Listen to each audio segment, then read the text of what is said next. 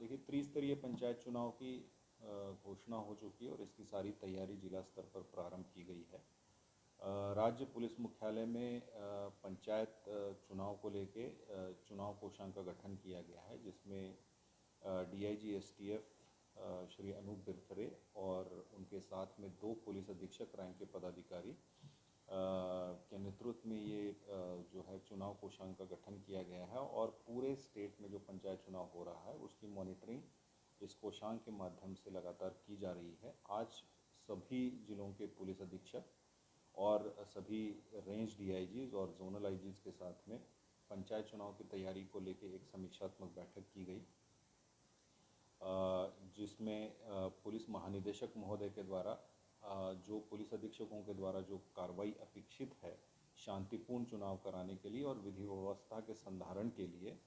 उसके संबंध में सभी पुलिस अधीक्षकों को विस्तृत दिशा निर्देश दिए गए हैं। जो प्रिवेंटिव एक्शन लेने की आवश्यकता है, चाहे वो 107, 116 की कार्रवाई हो, इसके अलावा जो अवैध हथियार, शराब और इस तरीके की जो अवैध गतिविधि है जो कि चुनाव को प्रभावित कर सकती है और उसमें जो सम्मिलित लोग हैं उनके खिलाफ सख्त से सख्त कार्रवाई करने हेतु एसपीज़ को आवश्यक दिशा निर्देश दिए गए हैं। इसके अलावा जो पुराने इलेक्शन से रिलेटेड जो पेंडिंग केसेस है उनकी समीक्षा करते हुए उसमें जो भी कार्रवाई शेष है उसको करते हुए जो पुराने चुनाव के केसेस में जो लोग चार्जशीटेड हैं या उनकी गतिविधि पर मॉनिटर करते हुए उनके खिलाफ भी आवश्यक कार्रवाई करने के लिए, प्रिवेंटिव एक्शन लेने के लिए दिशा निर्देश दिए गए हैं। अवैध शराब और बाकी जो ऐसी गतिविधियां हैं उनके खिलाफ सख्त से सख्त कार्रवाई करते हुए उन पर पूर्ण रूप से अंकुश लगाने का दिशा निर्देश दिया गया है। जो हमारे बॉर्डरिंग स्टेट्स हैं उनके जो हमारे ज़िले हैं जो झारखंड से जिनकी सीमा लगती है उनके एसपीज़ के साथ,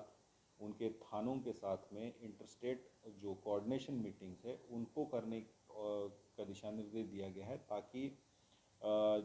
जो इंटरस्टेट कोऑर्डिनेशन से संबंधित इश्यूज़ है, चाहे वो चेक नाका हो या ये अवैध तस्करी हो आर्म्स की या लीकर की तस्करी हो या जो वांटेड क्रिमिनल्स है जो दोनों स्टेट्स में वांटेड है, उनके संबंध में सूचना का आदान प्रदान करते हुए कोऑर्डिनेशन बनाने हेतु उनको दिशा निर्देश है। जो दोनों स्टेट्स में वांटेड है उनके संबंध में सूचना का आदान प्रदान करते हुए कोऑर्डिनेशन बनाने हेतु उनको दिशा निर्देश दिए गए हैं। साथ साथ जो हमारे रेंज डीआईजीज है उनको भी ये दिशा निर्देश दिया गया है कि वो पूरे जो तैयारी है उसकी समीक्षा कर ले और एसपीज़ के साथ में एक फुल प्रूफ स्ट्रेटजी बनाए, प्लान बनाए। नक्सल क्षेत्रों के लिए विशेष रूप से इंस्ट्रक्शंस दिए गए हैं, क्योंकि कुछ एक क्षेत्र जहाँ पे नक्सली गतिविधि को लेकर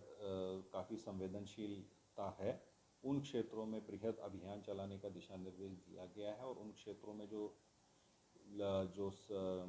प्रिकॉशंस फोर्सेस के द्वारा ली जानी है उसके संबंध में एसपीज़ को अवगत कराया गया है और उस पर एक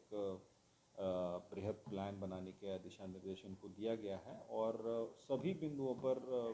विधि व्यवस्था से संबंधित जो पॉइंट्स हैं उन पर समीक्षा की गई है और एसपीज़ को बताया गया है कि इसकी ये निरंतर ये समीक्षा चलती रहेगी और निश्चित रूप से एक सभी के लिए एक बड़ा ये चैलेंज है इसको शांतिपूर्ण तरीके से विधि व्यवस्था बनाए रखना पुलिस के लिए ये काम है और इसमें हम लोग